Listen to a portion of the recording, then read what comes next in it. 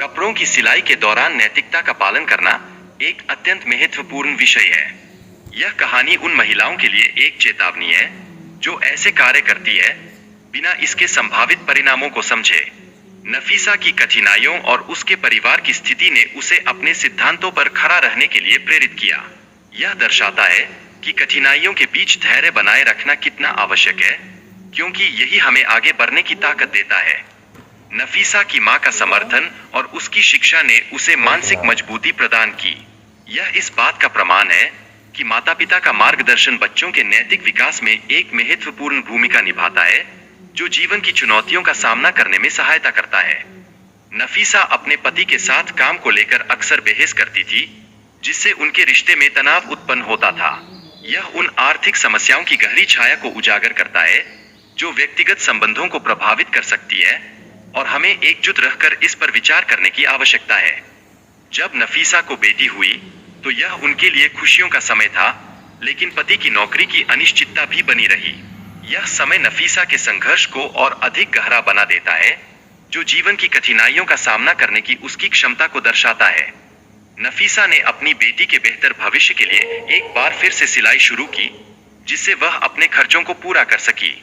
यह उसकी साहस और समर्पण का प्रतीक है, जो परिवार के लिए अत्यावश्यक है और हमें कभी हार नहीं मानने की प्रेरणा देता है।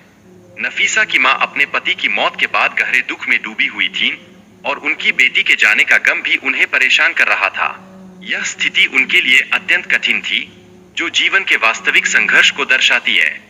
सबीर ने अपनी पत्नी का दुख सहन करते हुए काम से ब्रेक लेने का निर्णय किया ताकि वह अपनी बेटी को अच्छी तरह से देख सके। यह परिवार के लिए एक कठिन समय था, जो उनके संबंधों की मजबूती को और भी अधिक गहरा करता है। जब सबीर ने चाबियां खो दीं, तो उन्होंने रात के अंधेरे में कब्रिस्तान जाकर उन्हें खोजने का साहसिक फैसला किया। यह उनके लिए एक डरा देने वाला अनुभव हो सकता था, लेकिन यह उनकी समर्पण की भावना को भी उजागर करता है। गोरख ने नफीसा के पति को मदद की पेशकश की और कब्र को जल्दी से खोदने का कार्य शुरू किया। यह उनके डर को कम करने और परिवार की सहायता करने का एक उत्कृष्ट प्रयास है, जो वफादारी का प्रतीक है। नफीसा के पति ने कब्र के अंदर जो देखा, उसे देखकर वह बेहोश हो गया। गोरख ने नफीसा की कब्र में हो रहे अत्याचार के बारे में बताया, जिससे सभी को सच्चाई का सामना करना पड़ा। नफीसा की मां और पति ने पूरी रात उसकी माफी के लिए रोते हुए प्रार्थना की। उन्होंने इमाम से मदद मांगने का निर्णय लिया, जो उनके आध्यात्मिक विश्वास को दिखाता है। इमाम साहब ने नफीसा की आदतों पर ध्यान देने का सुझाव दिया, जिससे उसके जीवन में कुछ गलतफहमियां उत्पन्न हो सकती थीं। यह उसकी मां को चिंतित करता है। यह दर्शाता है कि हम सबको अपने कार्यों का ध्यान रखना चाहिए। नफीसा की मां ने बताया कि नफीसा अपने मुंह से धागा तोड़ती थी। यह उसकी एक बुरी आदत थी। इमाम साहब ने इसे नफीसा की सजा का एक कारण बताया, जिससे इस बात की गंभीरता को समझा जा सकता है। जब नफीसा की मां ने लोगों से माफी मांगी, तो सभी ने उसे तुरंत माफ कर दिया।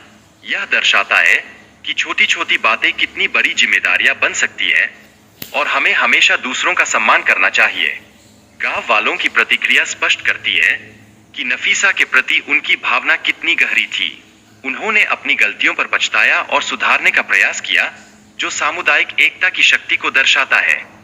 नफीसा का चरित्र और उसकी यादें गांव में लोगों के दिलों में जीवित हैं। वह एक सुंदर फूल की तरह थी, जिसकी खुशबू आज भी फैलती है और हमें प्रेरित करती है। वीडियो का संदेश सभी महिलाओं को सावधान रहने के लिए प्रेरित करता है।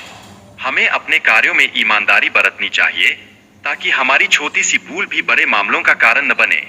यह हम सभी के लिए एक मूल्यवान सबक है।